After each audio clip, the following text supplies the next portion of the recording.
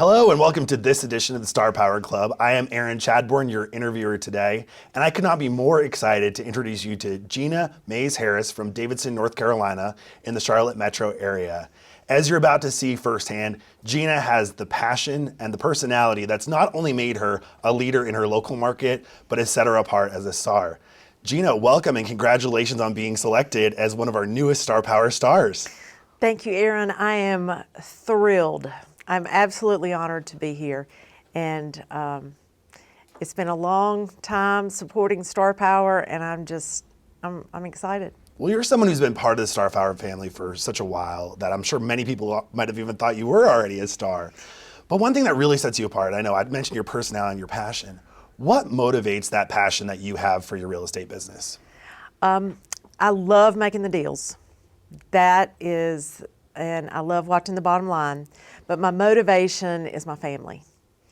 Say more about that. What does that Yeah, mean? so my husband and I have two kids. Anna is 22 and John is about to turn 15. And we are the oldest parents at PTA. We waited a long time to have kids, and they are my passion, the three of them, and that's why I work. That's why I work. I want them to make memories. How do you balance that passion for family with the demanding schedule that comes with a real estate career? It's tough, but all of my clients know that forever I pick my kids up after school. Me personally, I do that. I do not talk to a client when I pick those kids up. I take them to their events, and then in exchange, I may have to work at night, often, a lot of night work. But I am there because I want to be there when their stories are good. Like when you pick them up from school, that's when you get the information. That's when you know what's happening. And I have to do that. And when I meet a client, I say, look, here's my why, my kids, my husband, and I'm going to put them first. And you're like right behind them. And they all love it. And I have other agents say to me, how do you do that? How can you possibly stop what you're doing and go be with your family in the middle of the day at times? I said, that's just what I'm doing. I'm not going to give that up. I think the big lesson there, right, is it's the intentionality. And if you set something as a priority and you actually do it, you share it with people, you live it, and make it a habit and make it a non-negotiable, you're able to do it. And yeah. I really applaud you for being able to do that. So let's talk about your real estate career, because you've been doing this for what, over 30 years? Yes. What was the moment where the light bulb really clicked for you and you realized that you could set yourself apart from your market competition? My first part of my career, I worked for a developer. I represented as many as 8 builders on site, and I learned a whole lot of what to do and what not to do. And I had Anna in 1999, and I decided I'm not going to work 7 days a week, 24/7 for someone else. I'm going to work for myself. And when I decided that, it took me about 2 years to leave that position, because every time I tried to leave, he would just pay me more money and give me more stuff. So it took me about 2 years. So she was still young, toddler, and I went out on my own. And I knew immediately I wanted to go with a big firm. And I had been with a family-owned business. So I went out on my own and under one of the big names, Remax, and it just went from there. The turning point was in 2003. I found a university by something called Star Power that nobody had ever told me about at this point. And I found it by myself online, started reading about the different stars, and I signed up for a listing university in Atlanta, Georgia. I drove to Atlanta by myself, walked into this room, and it changed my life. It changed my life. Erin, your mom was one of the instructors, and I met some of my lifelong friends at that university. And from then on, I started attending conferences and learning from the best of the best, and it catapulted. So that was it. And having a coach as well was another life-changing positive experience. And for those that don't know or knew my mother, Demetria Chadbourne, was a star and was on the Listing University cadre. And I know many people are excited that Listing University, as well as several other universities, are coming back. So I'd encourage anyone watching this, if you want to learn more about universities, go to the Star Power website. It will be continuously updated with offerings. You talked about coaching. So this is something that Star Power really embraced. They embraced coaching.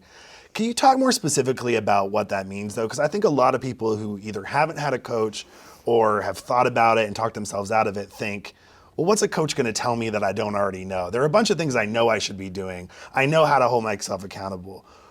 Talk to me more specifically about how that impacted you personally and your business. I've had several coaches. In fact, the last 10 years, I've had a coach.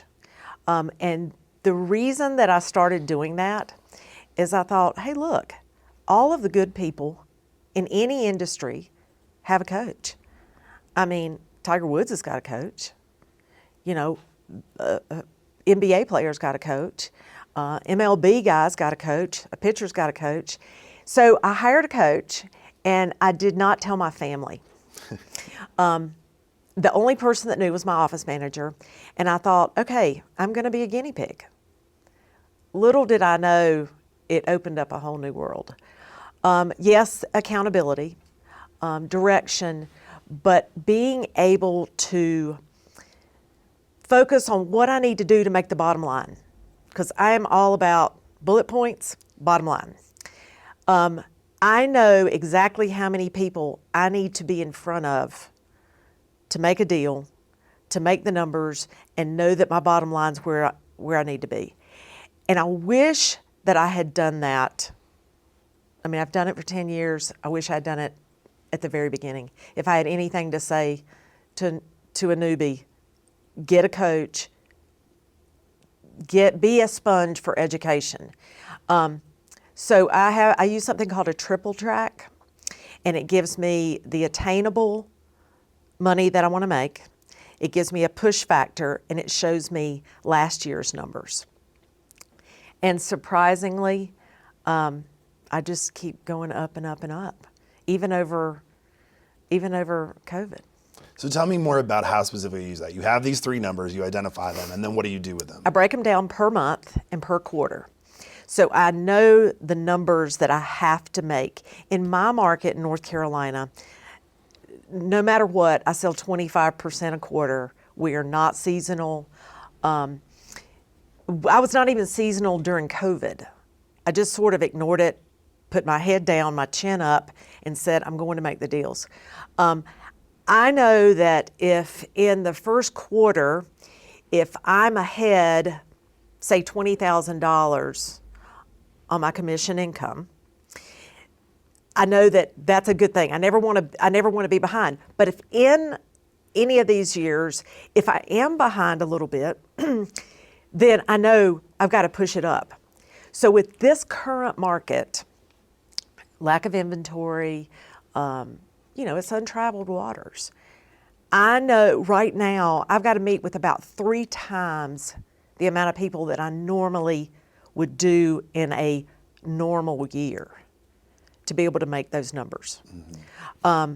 So I'm constantly looking at that. We track absolutely everything we do. We know where every bit of business comes from, and it's amazing. What are your largest sources of that business?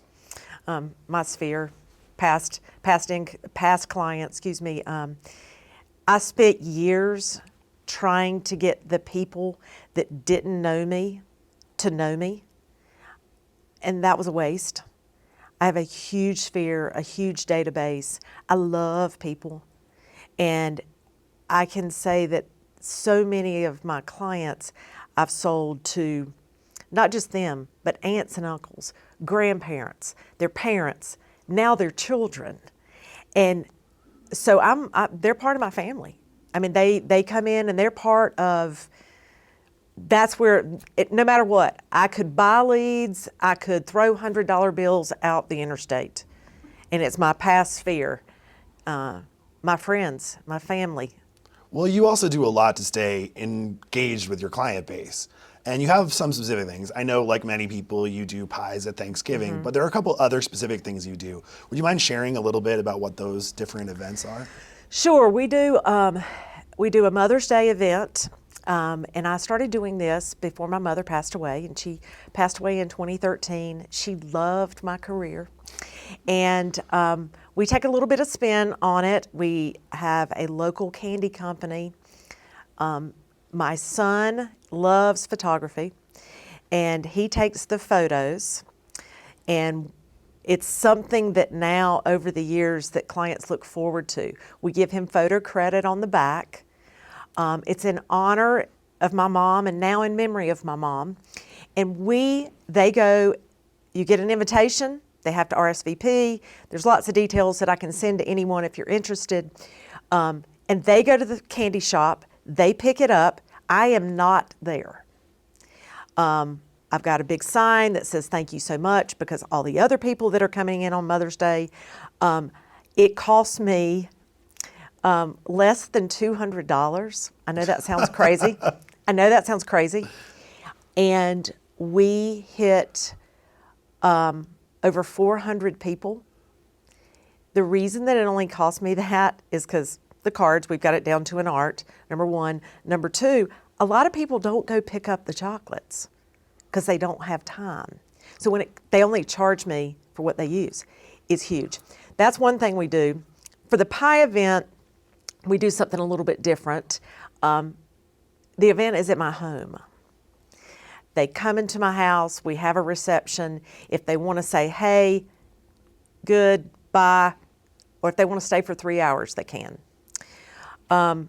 I don't know any other agent across the country that does it in their home. I have a lot of people come just out of curiosity. Why did you decide to do it in your home? Let's just go to that. Because people are curious about where I live. And I live in a very basic home. People are shocked that I live just like they do. They think because of the success that I'm going to be in some untouchable mansion. That's not my priority. My priority is, making memories with my family. And so it is in my home. It's funny because people come out of curiosity. And every single year we have them donate food to a local food bank. It's now, I've gotten in the newspapers, I've gotten in magazines because of what we do for the food bank. We now rent a U-Haul. People are so excited that this past year, and they were very excited because there was 1 year we couldn't do it because of COVID. Mm-hmm. We did an outside drive-by event. But this past year we had people literally bring pickup truckloads to donate. So yes, they get a pie, but that's not really what it is. And they love coming into my home, and then they look forward to it the next year. Probably the biggest thing we do is what we call school picnics. We chose an elementary school, a middle school, and a high school. And guess what? Happened to be the schools that my kids attended. So I had connections there. And we started about 12 years ago. And what we do is we go in and we single sponsor. I don't want anybody else in there. I don't want a mortgage broker or anybody else. I want the focus on me, and I want the focus on the faculty and the teachers. We do these events in August before school starts back. So the kids aren't there, just the teachers and the faculty. And I love the schools. I'd much rather do that than have my face on a billboard. No offense to billboard advertising. That's just where I'd rather spend the money. And we started doing it. People now ask, what day are you coming? And the return is incredible. We do a lot of giveaways. We do a lot of Gina Mays Harris, and I've got pictures to show you giveaways that have a shelf life. Like for the schools, we've done mouse pads, and we put the school calendar on the mouse pad, and that mouse pad lives at that school the entire year. So now, since we've done it so many years, teachers are like, hey, can I have 30 of those? Because I want it for every computer we have in our class. Wow. Well, so my name's right there. And somebody said, well, are kids buying houses? I said, no, but they tell their parents who to call. So now all the PTA and the parents know, here's been the return, and we've got each year, and I can give specifics if anybody's interested. We spend $2,500 to $5,000 per event. So per year. Per so year. we call it all one. 3 schools. All 3 schools. And it's the same 3 schools every year. Same 3 schools every year. I did try to add a school in last year. Didn't go great. Still always wanting to make sure we're cutting edge, and I'm known for it. So the other schools are kind of jealous that they don't get the attention. But $2,500 to $5,000. We can credit every single year a minimum of $18,000 GCI. We can up to $50,000 in commissions. That's great. So minimum. And So for between $2,000 and $5,000 to spend, the return is between $18,000 to $50,000. Yes. That sounds like a good return to me. So congratulations. Yeah. And it's very authentic to us. I love it. So my daughter is graduating college this year. I do it in schools where I don't have a child, and I will do it until I can't walk. I think that point you made about authenticity is so important, though, right? And you said it both with the pie giveaway and now with the school thing. These are events that there's so many different ways people could choose to do them, and there's not necessarily one way that is better, except it's going to be the way that matches your brand, your Right. personality, and for you to tap into that, wanting people into your home to see who you are and satisfy that curiosity. That works for you. Yeah. Someone else might take it in a different direction, but you've personalized it. I love it. And, Yeah. and with the schools as well, that authenticity really comes through. I'd like to switch gears a little bit to working with clients in a transaction. When we were talking about some of your superpowers, one of the things you said was overcoming objections. Yep. What's the hardest one that's coming up right now that you're hearing a lot of, and how do you deal with it? Listings are hard to come by. I will run over somebody with a truck to get a listing. And they're saying, well, I want to list because I want to tap that equity, and I either want to downsize or want to move up, but I don't know where to go. Where am I going to go, Gina? So that we're navigating. I had a listing. So let's answer that one. Okay. Gina, I want to sell my house. I know the market's never been stronger, but I don't know where I'm going to go. What should I do? Well, I recently told a client this. I said, hey, look, take your family and go into a VRBO for a month or 2 months, and we're going to find a house. It's a house. We're going to find a house. But if it's not available while we're under contract, before you close, don't go into a long-term rental. Go into a VRBO. And we live, I live in the Lake Norman area. Lake Norman is kind of an anchor for the Charlotte metro area. And so it's beautiful, and it's got a lot of vacation spots. And this couple looked at me and said, yeah, we're not doing that. He said, I'm not moving my family in a rental. And I said, okay. I said, we're going to sell this house, and we're going to sell it fast, and it's going to be a multiple offer, and we're going to find a place to move. So we did. His wife said, do not let him sign a lease. I said, no client of mine, that's a dirty word. So they moved into a VRBO. Within 4 weeks, we were under contract and on their dream home. They stayed another 4 weeks. They stored everything they owned. All they had was their clothes, and they felt like they were on vacation. And so not only was that beneficial for my bottom line, it was so beneficial for their family because they got to spend time, and it changed their whole emotion. Right. And I didn't know that when I first started telling people that. But the emotion and the relaxation in a very stressful situation really, really helped the transaction. So right now we're obviously in a heated market where inventory is low and sellers are looking, saying there are multiple offers or any property. I can do this myself. I can sell it myself. Why do I need to work with a realtor? I could do a pre-market deal. People are sending me letters in the mail. They're knocking on my door offering to buy my house. Why do I need you? Why do I need a realtor? You most definitely need experience. One of our superpowers is we put clients in a financial strength position.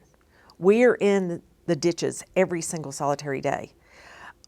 we're going to watch out for you. And anybody that knows our team knows that I'm a Barracuda. I'm going to take care of you, and I'm going to do it in the most Southern Christian way possible that I can do it. But I am going to take care of you. And most importantly, Aaron, I think it's the relationships that we have with this business. I've got lifelong relationships with other realtors.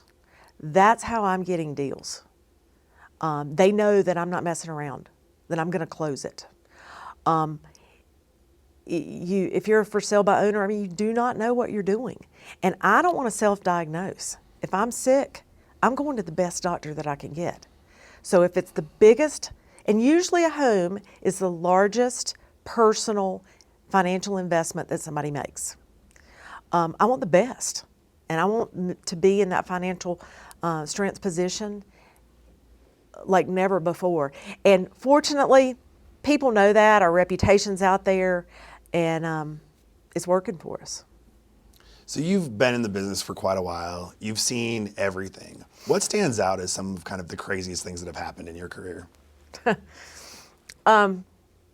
People would, boy, I'm glad that there's not a bunch of my clients standing in here because they could tell you all kinds of crazy things. Once upon a time, I was with a client that was a past client, and we were looking at a house. It was on a Friday afternoon. All these things are important. Friday afternoon, they were originally from Wisconsin, had moved to North Carolina. All they did for fun was bowl. That's not a big North Carolina thing, but it was in Wisconsin. So they were coming to see me Friday and going straight to the bowling alley. So I was showing them a home that was $315,000. My average price right now is about $606. This was some years ago, and we went to see the house. And we go in, they bring their whole family, kids, the whole mom, dad, the whole works. And I started feeling bad. And I thought, oh my goodness, what am I going to do? I mean, I'm looking around, I'm thinking, okay, this was an occupied house. Sellers were obviously gone. They had it, all the lights, bells and whistles on. Well, I had to go to the bathroom. Okay, and I'm just going to tell everyone, just don't go to the bathroom. Just don't, hold it. So I go to the bathroom, and I'm in the half bath downstairs that has a pocket door, all key things. Key details. Key details. And I went to the bathroom, and I had an upset stomach. And I had to go to the bathroom. So when I went to the bathroom, and I thought to myself, oh my goodness, the fragrant odor that they're going to have when they hit this hallway is going to be, number one, horrible. So I go and I flush the toilet and I go to wash up, and when I flush the toilet, you can't make this up, Aaron, it shot up like a bidet. Everything in that toilet shot on the walls. It was on wallpaper. It was running down the walls. And that pocket door, the floor was uneven. So the stuff that shot up like a bidet was going out the door, down the hallway? Down the hallway. So here I am. I'm in the bathroom. And I grew up on a farm. I grew up on a dairy farm. And so I'm smart. I'm resourceful, let's just say. So I go to the kitchen to find a pot to fill it up with water so I could manually flush the toilet. Another very important thing, if you need to flush the toilet, go, they don't have a pot out. I don't know what they've done with their pots. There's no pots, there's no paper towels, there's no towels, there's nothing. So here I'm standing there in a sheer panic, and here they come. I hear all those little footsteps. And they said, Gina, we don't think that there's a half bath in the house. We can't find it. I said, trust me, there's a half bath. I don't feel good. So we're gonna have to just trust me, there's a half bath. And they said, we really love this house. They said, we think we want to buy it. Okay, time's getting later on a Friday afternoon. So I go, they go outside to look at the pool and the hot tub and, the beautiful backyard. Well, I started feeling bad again. And I thought, oh my God, what am I going to do? I can't go back to that bathroom. So I run upstairs because they're downstairs and outside. And so I'm opening up the doors of the house to try to air everything out. I go upstairs, go to the bathroom again. The toilet did it again. Different toilet, shot up like a bidet. Same thing. Same exact thing. So clearly, again, I am pretty smart. There is a septic issue. I would say at so. this You can home. save the money on the There is inspection. that we know that there's a septic issue, and they have not disclosed it. So now here I am with this whole family on a Friday night. There's 2 bathrooms that are completely destroyed, and they say, we want to write a contract. Well, if anybody knows me, I'll write it on a paper towel in the back of my car. And I said, perfect. I said, I think this home has a septic issue. And I said, we're going to have to get the septic issue handled. And they said, oh, like, okay, how do you know that? So we left. I called my husband. Well, I called my husband and I said, you got to come now. You got to come right now. Bring the mop, bring the paper towels. The wet vac. And he said, I can't come. And I had some nice choice words for him about that. I'm like, you can't come. Somebody's got to come now. Well, all the cleaning services were closed. I drove to the nearest relative, went to the bathroom again. They had working septic. Didn't shoot up. No. And so, long story short, we go back to clean up the house. My husband's with me. He's in his dress clothes. He's got a wet vac. And we go into the house, Aaron, and my husband, the owners are there. They're there. They know that it's me that's done this experience. And I start to cry. And I mean, I don't cry. And they looked at me and they go, oh, thank you so much that you came back to clean up. And I'm like, yeah, but where's your disclosure here? I start to cry. I sit down in the kitchen floor and my husband walks out of the bathroom and he goes, you have outdone yourself this time. I want you to know that by 9 o'clock that night, we had that house under contract. It went to closing. It did have a septic issue. We got that fixed. I sold that house again when they moved to another house. I've done 8 transactions with their family since that little episode. So the moral of the story is just don't go to the bathroom. Don't go to the bathroom. But I'm going to tell you, I've told that story so many times. What you see is what you get with me. And I have no hidden agenda. And I love what I do. And I'm not embarrassed to tell embarrassing stories. I feel like I've won the lottery to be able to have a career in something I'm so passionate about. Here's what I love about that story, though. So first of all, it's crazy, and like we can all see it happening to ourselves, right? Because these crazy life happens when you're working. But number one, you put the deal together. You still got the deal done. You weren't going to let it stop you. Right. But number two, because of how you handled the situation, you owned it, you took it over. It then brought back business. So it's taking whatever happens, whatever comes up in your life, in your business, and just owning it, being authentic and turning it into repeat client business. And now it's a shared experience you've had. You probably bonded closer with those clients than many others. Oh, listen, they are currently in Texas. I referred them and other family members to an agent in Texas through Star Power. And I would be friends with them forever. But I am going to do whatever it takes to make a deal. And that was pretty deep. Wow, that's incredible. Thank you for sharing that story. One topic I wanted to touch on with you is technology. Okay.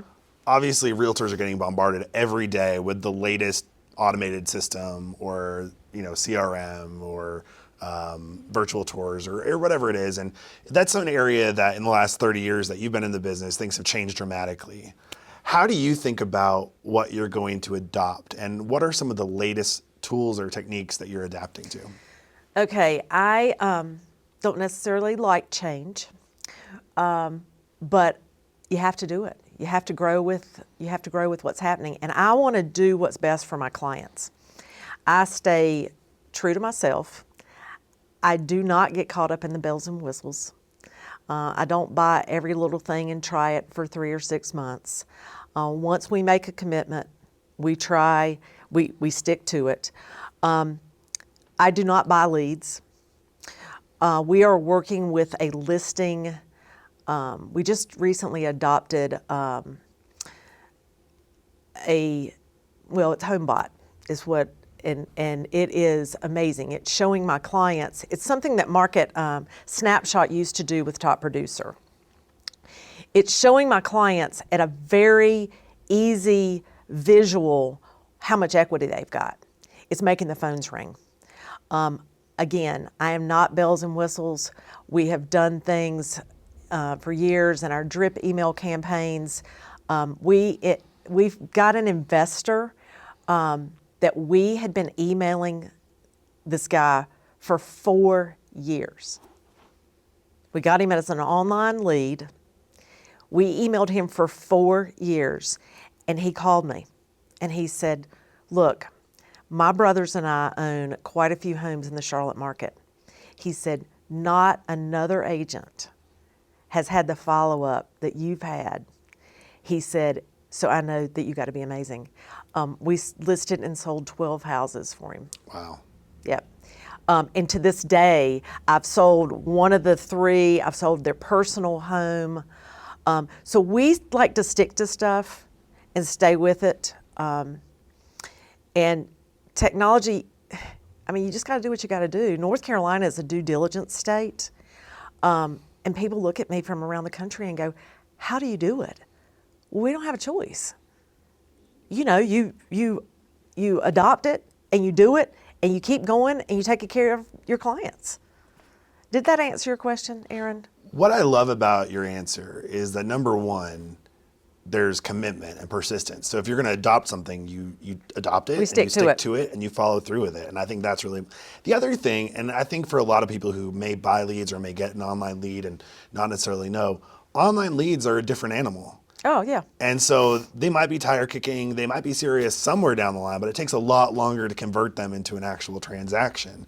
And because you marry the two, the understanding of what you do with that lead, where you put it, what system you attribute it to, and then that you stay on it for so long, you're able to turn it into not just 1, but 12 transactions. Right. And it really shows the power of kind of that long-term view. I think it's so easy for people to get caught up in these kind of short-term, or, you know, I sent that person for a period of time. We spent 3 months, haven't seen anything. Out of sight, out of mind. We're going to let them go by the wayside. But a 4-year follow-up can really pay dividends. I mean, it truly can. And that's something I would tell new agents. You know, there's a lot of people getting licensed right now because the world's changed and they think they can get rich quick. You know, it's not easy. It's tough. And you got to be devoted and dedicated. And fortunately, I have an incredible office manager. We've worked together for many, many, many years. And without Grace as the quarterback of our team, she keeps the plays rolling. She keeps the touchdowns going. And that's another thing. You got to have a support staff that is beyond amazing. You got to have a support staff. If you don't have that, we're very streamlined. It's me, Grace, one buyer's agent, our coach, and we have a virtual marketing person. And that's it. And we do a tremendous amount of business. Again, I'm constantly looking at the bottom line, and we are constantly having fun, Aaron. We are having fun. No matter what, we are having fun. So you've mentioned several times, Gina, the focus on the bottom line. Mm-hmm. And I think one mistake that realtors quite often make is they focus on the top line. Mm-hmm. They know how much money's coming in, they know what the commissions are going to be, but then they're not necessarily focused on what they're taking home, what they're bringing home at the end of the day. How do you do that? How do you develop that discipline to know how much actually makes it to the bottom line? Well, through the triple track that I was mentioning to you earlier, I stay very focused on where I am and what it's going to be. I do set annual goals, both personal and business, and I'm very hard on myself. That's probably the biggest weakness that I have. But my personal goals, you know, we do take trips, we do things, but I don't go over the budget. I've watched peers make a ton of money. I mean, tons of money, and they've lost their homes, they've lost their cars. It's about budgeting and dedication and staying true to who you are. Obviously, I keep talking about my family. That's who I am. And I was raised, my parents were older when they had me, like we were when we had our kids. My mom was 40, and my dad was 48. And I was raised in a Southern traditional Christian family, and my dad always said, don't get above your raising, which means remember how you were raised, keep true to your foundations, and you'll go far. And so that's how I do it. And I'm just not going to get caught up in all the fluff. I'm not a big awards person. This is clearly an absolute honor to be chosen as a star. I couldn't tell you the awards that I get from RE/MAX. I went to something a few weeks ago, and I got the Titan Award, and I'm like, look what I got.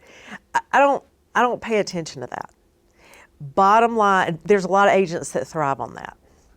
I would much rather see the bottom line and take my clients to dinner and have a great time, or send my clients a certificate for their kids to go shopping. Like recently, this was outside of my budget, but I had a client that I was selling their home and they were buying another home. The total of the transaction was about $1 million for both. And they had a precious daughter. And they live a simple life, but they had everything they needed. And so after they closed and I gave them a traditional closing gift, I surprised them with a $250 gift certificate to American Girl for their daughter.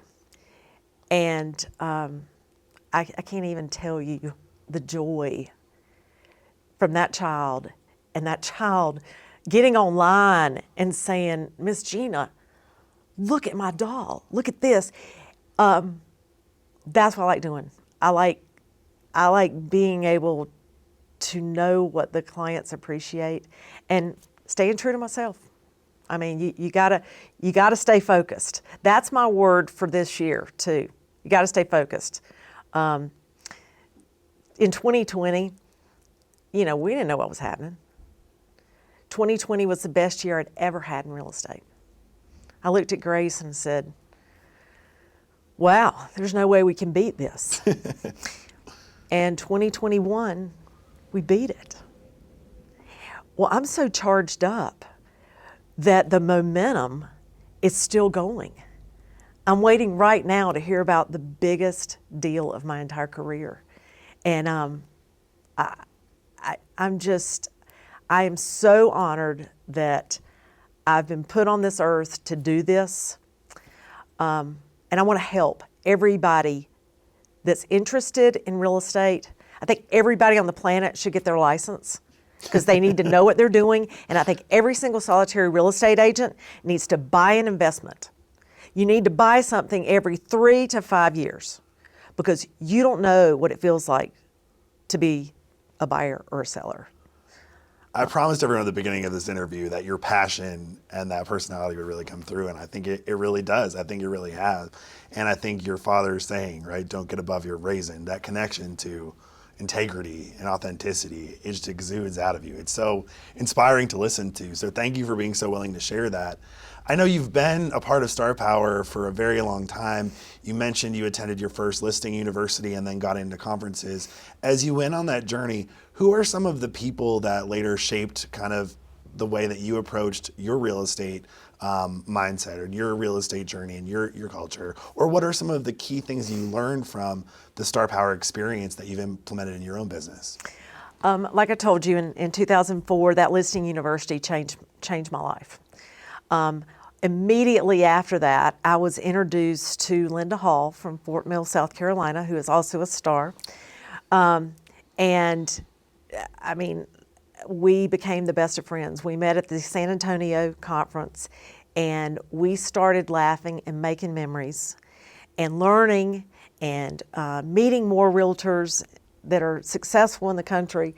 I talk to Linda probably 4 times a day. She's in South Carolina, I'm in North Carolina. We're both licensed in both states. We bounce stuff off each other all the time. I can remember the first time I saw Sam Miller. I thought he was a superstar. He still is a superstar.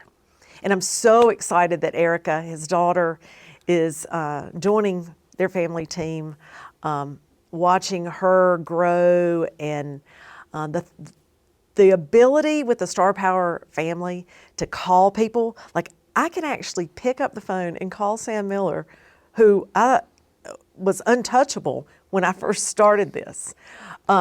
Lindsay Smith from Canada. Lindsay is an amazing person.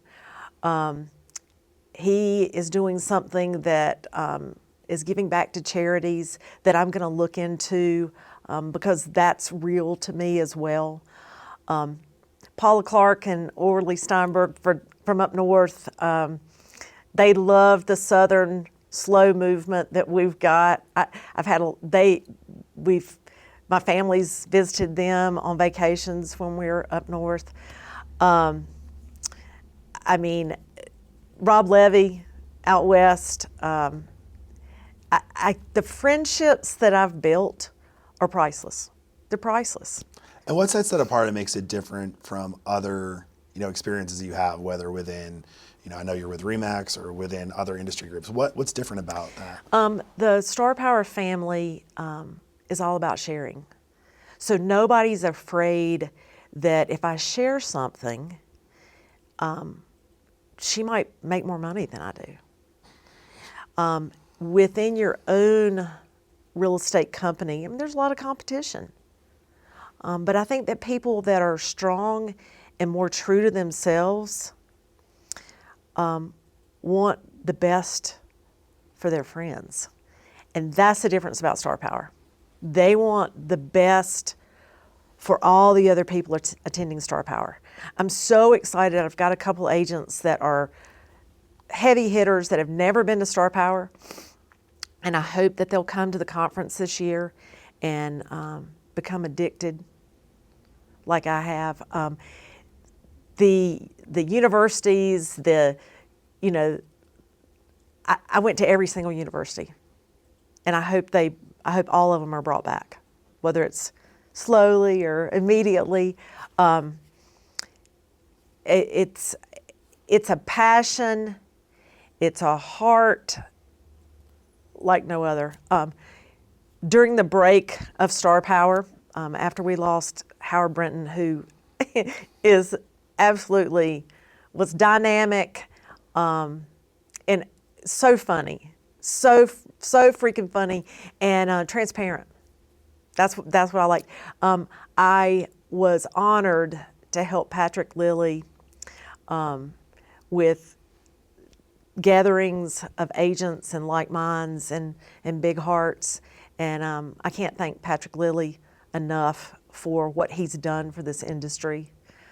Going to dinners, drinking wine, and talking about how to make the best deal. And I'm a cancer survivor. 4 years, just had my anniversary. Congratulations. Thank you. And when I was diagnosed with breast cancer, my first thing I thought to do was call another star. And I mean, because it now that I've gone through that, it helped me grow immensely. But the first person I reached out to was another star who was a survivor. So there's more to it than learning how to make the deals. It's people that are there for you in the tough times too. Well, it's amazing. It's been an incredible support network for you, both personally and professionally. You mentioned earlier that you think about people just starting out their careers, and I think Star Power is also a great resource. What a great opportunity to learn from people who have done so well right at the beginning. Kind of skip over a bunch of the mistakes and start implementing it. What's the number one thing that you would suggest to someone who's just starting their real estate career, other than join the Star Power Club, get involved, attend conference, attend university? What would you give them as advice that they can implement in their business today? They need to get a coach. They need to know that the best have a coach. It costs money. And they need to realize that I don't think in this industry, there's not a book that tells you how to do this every day. Every single deal is different. There are systems that we put in place that make the deals seamless. Implementing systems earlier in your career is a must. Keep yourself grounded and know that you don't know everything. I've been doing it 32 years and I certainly don't know everything. I'm learning every day. I see new agents think, oh, well, we passed the class and now I've made some sales and so now I'm good and I don't need to know anything else and I don't need to attend anything and I don't need to look at a seminar or a webinar. You do. You do. Again, don't get above your raisin. I love it. And so if you're going to change one thing to achieve your goal this next year, what's one thing that you're focused on, that focus, and that you're going to implement in this next year? We want to stay on our triple track. I mentioned at the beginning that I know the amount of people that I need to be with face to face. I know how many clients I need in order to make the bottom line that I want. Because of the lack of inventory for 2022, I need to probably be with 3 times the amount of people. There's only one me, and there's only 24 hours in a day. So I've got to be very strategic in how I do that. And that's what we're working on. I'm meeting people every single day, whether it be for coffee, tea, to take a walk, to go exercise, whatever their passion is. I'm trying to fit in their schedule and see how I can help them, and doing that authentically. I got to be in front of people, because with this inventory, there's no way you can beat the bottom line. And you got to hire an experienced agent. You got to be an experienced agent, and you got to, this kind of shouldn't even have to be said. You got to care about people. If you don't care about people, then it's probably not the business for you. I love it. I think you absolutely get it. And it's no question to me why you were selected as the first new class of stars to be one of them. And on this journey of relaunching and rebuilding Star Power, you're going to be a big part of it. So thank you in advance for all that you have to give. And certainly in this conversation today, you've embodied so much of that generosity of spirit that you've shared. And you've left me with a lot to think about. When I think about don't go above your raisin, stay true to that authenticity, implement things in ways that make sense for yourself, and of course, don't go to the bathroom at a showing. Exactly. Most important thing that you've learned today, Aaron. It's a pleasure. I'm honored, and I can't wait to give back. Well, congratulations, and thank you to everyone for watching. If you've enjoyed and appreciated this interview, please share the opportunity to join the Star Power Club with other agents, either in your market, your friends from around the country, or around the world, because we all grow as we bring more people into the network. For Star Power Club, this has been Aaron Chadbourne. It's been such a pleasure to bring you this interview with Gina Mays Harris. Thank you.